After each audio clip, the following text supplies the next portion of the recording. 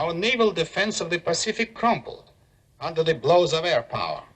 Japan's lightning drive was nothing but a faithful imitation of the German blitzkrieg. They employed exactly the same tactics. Having practically no air opposition, Japan's spearhead of air power cleared the path for its land and sea forces and drove us out of one island after another until most of the Pacific was lost.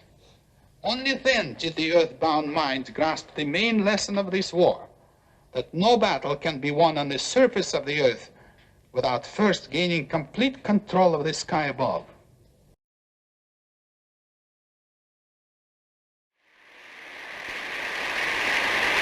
Hitler and Mussolini, they will understand now the enormity of their miscalculation, that the Nazis would always have the advantage of superior air power, as they did when they bombed Warsaw and Rotterdam and London and Coventry. That superiority has gone forever. Yes,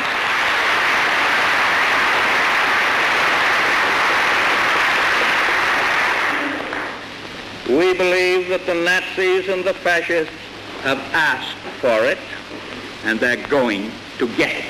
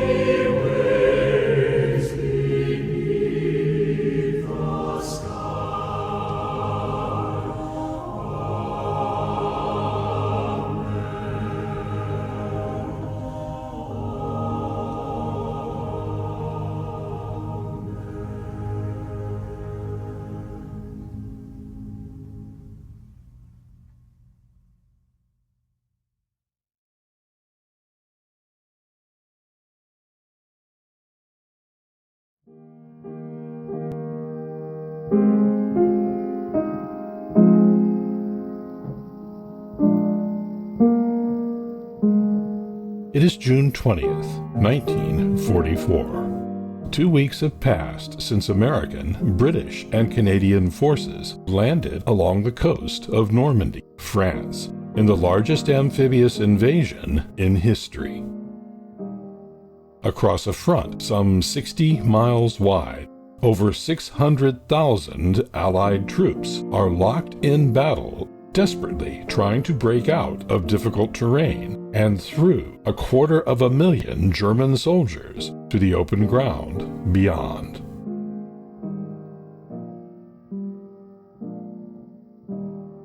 The battle on land is shadowed by battle in the skies above, where the American 8th Air Force begins the day with a morning strike by 126 B-24 bombers, escorted by 44 P-47 Thunderbolt fighters in a raid on German V-1 cruise missile launch sites around the Pas de Calais.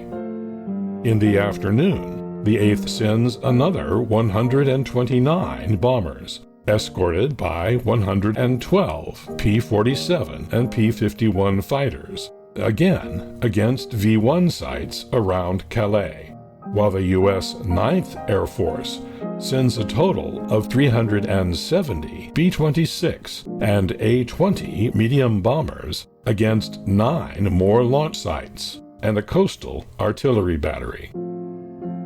At the same time, over 200 9th Air Force fighters and fighter bombers bomb and strafe numerous targets behind German lines, and additional 9th Air Force aircraft fly over 1,000 sorties, providing close air support to Allied troops along the front.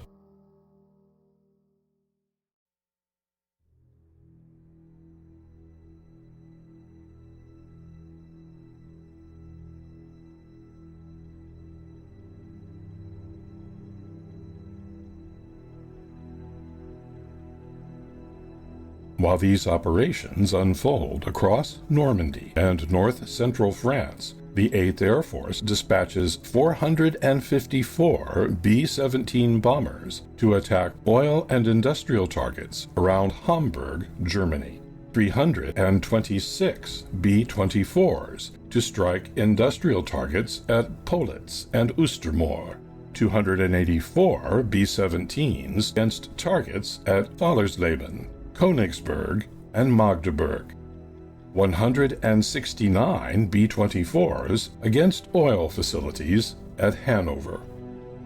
26 bombers, separated from their various raids for one reason or another, bomb targets of opportunity. Flying escort for these attacks are 637 fighters, with 47 more conducting supporting attacks against German airfields in the Netherlands.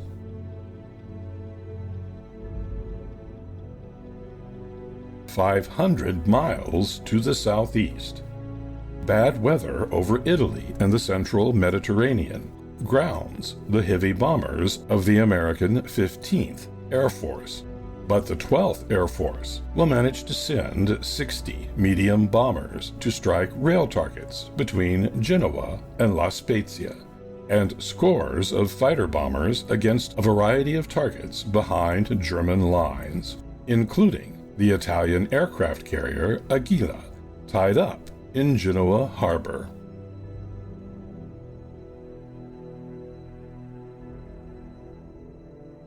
As the sun sets that evening, of the over 3,000 aircraft in action this day, 30 bombers have been lost in combat, and 20 more, which, unable to return to their bases for various reasons, land in neutral Switzerland and are interned.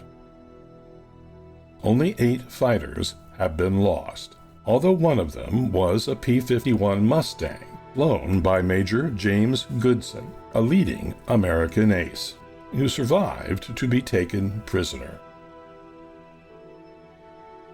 For every aircraft lost, many more had been damaged, and members of their aircrew killed or injured.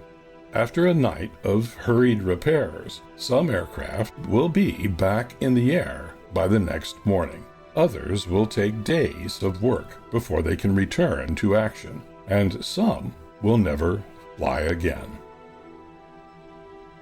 In exchange, 43 German aircraft have been shot down. But all things considered, in the calculus of the air war over Europe, it has been a good day. Meanwhile, On the other side of the globe, a great American fleet of over 500 ships is at sea to the west of the Mariana Islands, supporting the invasion of the Japanese colony of Saipan, begun 5 days earlier.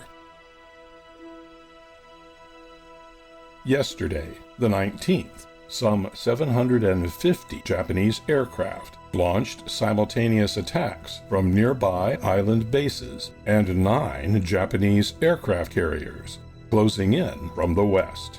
Opposing them were some 900 American aircraft, operating from a total of 15 aircraft carriers.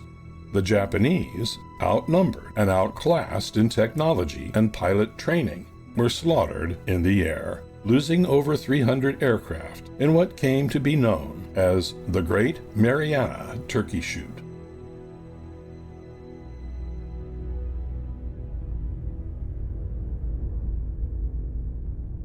That night, American submarines stalked and sank 2 of the Japanese carriers, and today, the 20th, waves of long-range strikes against the retreating Japanese fleet sank a 3rd and damaged 3 others. As night falls on the 20th, the Battle of the Philippine Sea, the last carrier versus carrier naval battle of the war, has ended with a decisive American victory. The Japanese have lost 5 ships, with 5 more damaged and out of action, some 650 aircraft, and of even more consequence, almost all of their pilots. The Americans have suffered 1 battleship damaged and the loss of 123 aircraft, 80 of which were forced to ditch or crash land on carriers after they ran out of fuel returning from strikes launched at the limit of their range.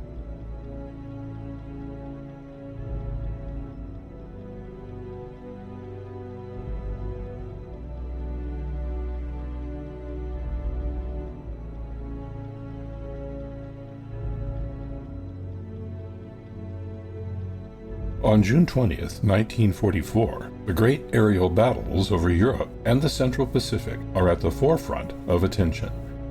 But even with the thousands of aircraft involved, they represent only a fraction of the aircraft and operations of the armed forces of the United States on this day.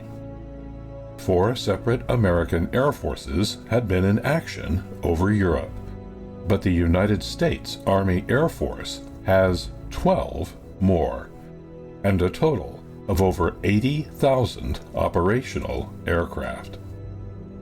In addition, the United States Navy and Marine Corps have almost 35,000 more. Every minute of every hour of the day, from over 1,000 bases in 6 of the Earth's 7 continents, and nearly 100 aircraft and seaplane carriers at sea around the globe, thousands of American aircraft are aloft, flying missions of one kind or another.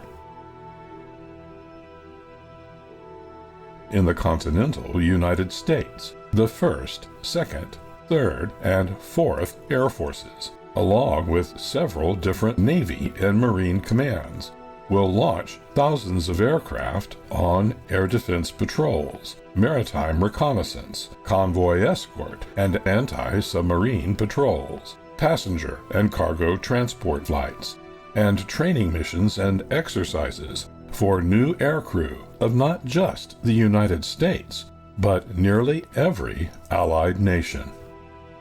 At the same time, hundreds of aircraft will be in the process of delivery from factories to their destination service, and being ferried between the U.S. and their assigned units overseas.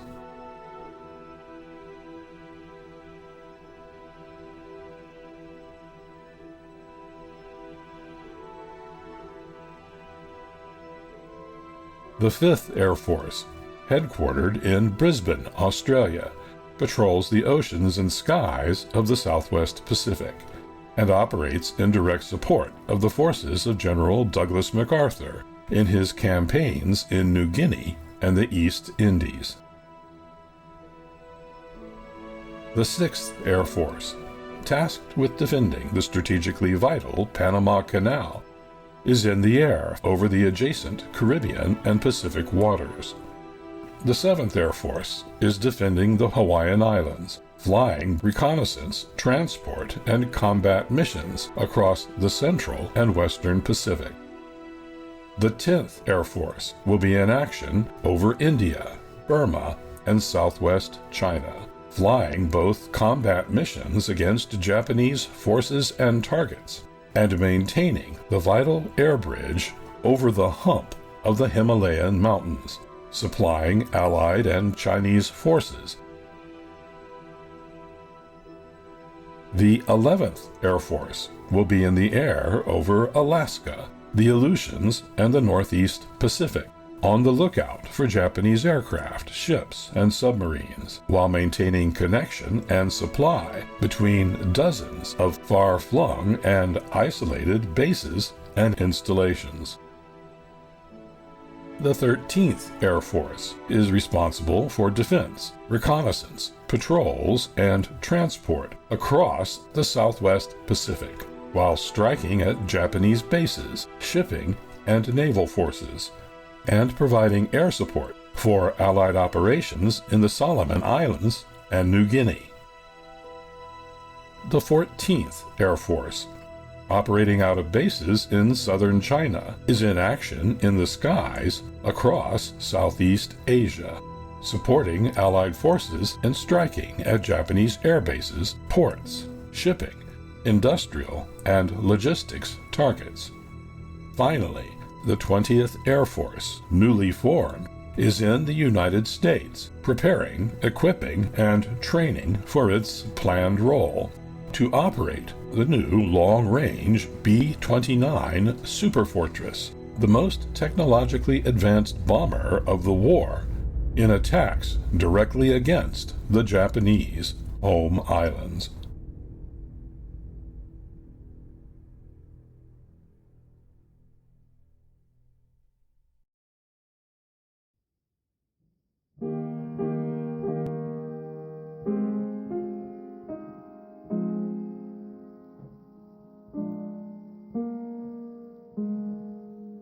To maintain, sustain, administer, and operate this global aerial armada requires over 3 million servicemen and women, and 1 million civilian military employees, twice the manpower and civilian workforce of the entirety of today's United States military. Over 2 million more civilians are directly employed in aircraft production, with 14 companies manufacturing most of the nation's military aircraft in scores of factories across the country. At least another 3 million more are at work, supplying the industry's insatiable demand for raw materials, tools, components, and products of all kinds. On June 20th, 1944, the number of American soldiers and civilians at work somewhere in some capacity to create and operate the nation's air power is nearly double the manpower of all the armed forces of the Empire of Japan, and nearly equal to the armed forces of Germany. This is what it took for the United States to dominate the skies of World War II, and these are the faces of the true masters of the air.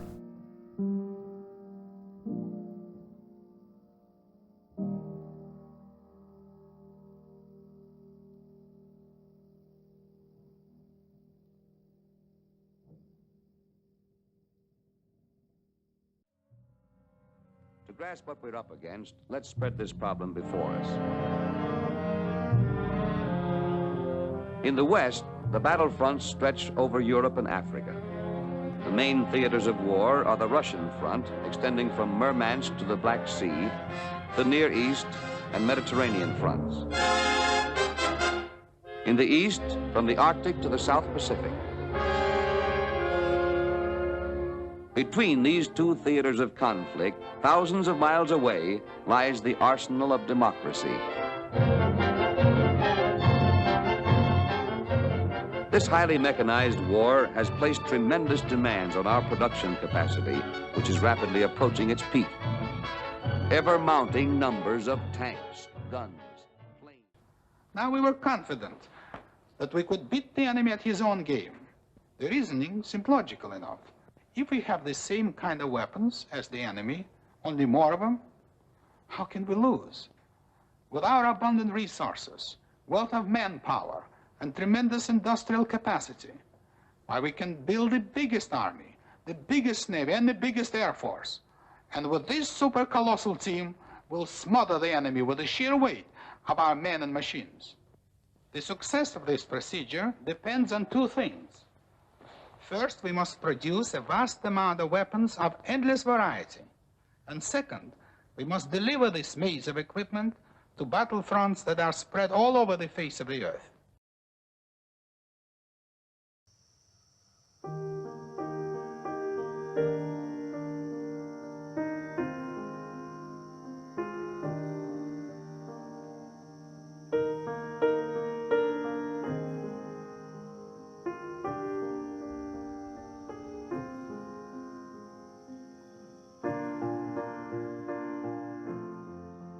The world had never seen anything like it before, nor has it since, and it is unlikely that it ever will again. There is no way to know the exact number, but in the 121 years since the first aircraft flew at Kitty Hawk, North Carolina, there have been an estimated 1.6 million aircraft manufactured around the world. 1/2 of these were built in just 7 years by the 7 major powers involved in World War II. Of these, almost half were produced by just one nation, the United States of America. In 1939, the United States possessed fewer than 3,000 military aircraft of all types, and aircraft manufacturing ranked a distant number 41 on the list of America's largest industries. Just 5 years later, aircraft production was the largest single component of America's wartime economy, with U.S. factories rolling out over 96,000 planes in 1944 alone. During the 7 years of World War II, the United States produced nearly 326,000 aircraft of over 100 different designs, more aircraft than produced by Germany, Japan, and Italy combined, and more than the other 3 major Allied nations combined.